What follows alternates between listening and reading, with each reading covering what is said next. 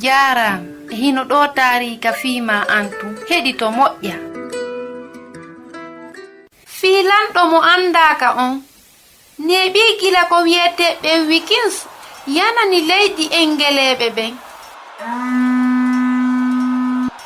ɓen baaruyankeɓe wondude hurmeedi no adda kulol e jiiɓoldu. ɓe wujji ɓe wari ɓe sunni cuuɗi ɗin e juulirɗe isayankeɓe ɓen. yeru saa'i o lanɗo wiyeteeɗo alfereedu fooli ɓe, kono kanko kadi non o fooloya yeeso. ayɓe makko ɓen jokkitimo. o yalti ka suudu makko njandu o dogi. o buumi toriwa aagoowo o suuɗi hakkunde leɗɗe ɗen ka buruurewa bonɗo. lanɗo mo anditotaako ko yimɓe seeɗaaɓe tun o jaɓayno andintinagol e mum. goɗɗo e maɓɓe ko gaynaakojo wiyeteeɗo ilfiriiko. on ɗon jam fotaako lanɗo makko on. o saatinimo ka suudu makko, kono hay ɓeengu on andaano ko hombo.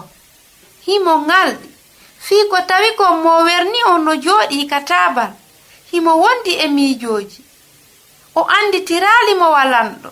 nyandego o sonkanimo wi'i, mi ronkii ɗum.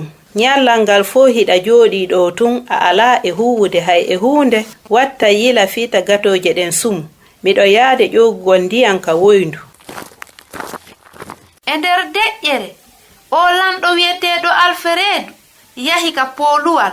miijooji makko ɗin no e hoore ayɓe makko ɓen.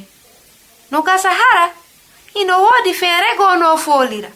banto findinimo e nder koyɗi makko ɗin. ko debbo o ŋarti tawi gatoore nden ɓawli ko luuɓata kon no hulɓini. an o puyɗo yaltuɗo. fewndo on saayi moddibbo makko on hewti ka kuri. debbo, ko honno suusirta yewtirde no lanɗo on? a anditaalimo? ko honɗum feƴƴoyno ɓawto ɗum e wawata andude, kono o taarika sifiiɗo fii lanɗo on andintinayi en fii isa joomi on. ko heɓimo kon kanko no ɓuri ɗum hulɓinaade. ko goonga kaa fewndo ko wonno ka dingira ɓuri jooni duuɓi guluuji 2 fayda hay gooto anditaalimo.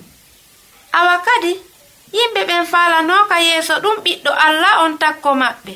o happanaama, o añaa, o maayi e hoore leggal artindirangal ngal. e hande non haa jooni himo waywa lanɗo mo andaaka. hara yiɗa faala yo wonu lanɗo ngurdam maɗan. ko husaynatu wonno e yewtudema. mi weltanike ma fii ko heɗitiɗa kon hiɗen e saayi.